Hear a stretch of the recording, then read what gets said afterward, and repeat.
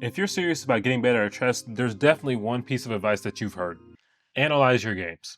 But let's be honest, no amateur actually knows what that means. You finish your game, click through it with the engine, nod your head a few times at the big mistakes, and you shut it off. And guess what? You forget it all by tomorrow. In your head, you think you're studying, but the reality is you're not studying and you're definitely not improving. I don't know if somebody's told you this yet, but watching Stockfish think for you is not how analysis is supposed to work. It's about understanding what you were thinking and why it led you astray. In this video, I'm going to give you a simple and repeatable system for analyzing your games properly. This will be one that actually helps you improve, learn from your mistakes, and build some chess intuition. Let's break it down step by step now. Step 1, keep your engine on for the opening only. Now I know that may sound contradictory, but the opening is really the place where you have to have the engine. At the end of the day, opening theory really does matter. You want to get those first few moves correct so you have a smooth game going forward. So if you are going to utilize the engine here, let's learn how to use it properly. I think a good rule of thumb is to let the engine run and dictate your moves for the first 5 to 10 moves.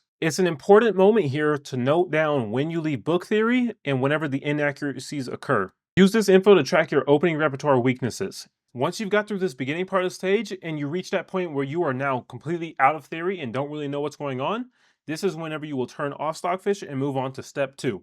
This step is to turn off your engine and think about your moves for a considerable amount of time. I cannot stress enough how important this step is. Real growth only comes from working through your own thought process. When you are in this stage of the analysis, make sure you go move by move and ask yourself these 4 questions. 1, why did I play this move? 2, what was my plan? 3, what did I miss? 4, what was my opponent thinking about doing? This process may take a long time, but it's really important that you do this step. Take 2 to 5 minutes on every single move with a big emphasis on those key turning moments. The only way you're going to improve is understanding why you think the way you think. Spending this time right now will allow you to break down your thought process, and when you go back with the engine, you're going to be able to tailor the advice the engine gives you to your own thought process. And this is a big warning to those who've made it this far but don't really believe me. Skipping this step is going to be the reason why you won't improve. You have to do this step. Once you've completed the previous step, you're now reached step 3, which is when you go back to the part where you left opening theory and turn on your engine again. This step is important because you now need to verify your thinking. Once again, go move by move, but now you're going to have the engine with you, and hopefully you wrote down what your thought process was if you don't remember it, and see how they compare. Whenever you look at the engine's top choice and you look at your move, was there a big difference? And it's not enough to just look at what the difference is. Ask yourself those same questions again. Stockfish is not going to give you a detailed answer as to why your move was bad and their move was good. Take the time to dissect this for yourself. If you're a functioning adult in society, which by the looks of my analytics you all should be, you should know how to be able to critically think and analyze what you're looking at. Now, this is a step that has to be learned though with chess. It's not like reading a book. Stockfish can be confusing. That is why it's important to block out some time so that you can do this thoroughly and properly. Kind of going along with step 3 now, step 4 is to go move by move and find out if the engine recommendation is actually human. I'm going to be completely honest with you. Not every Stockfish move really is important to look at. Not every plus 0.2 move is really that important or necessary for your improvement.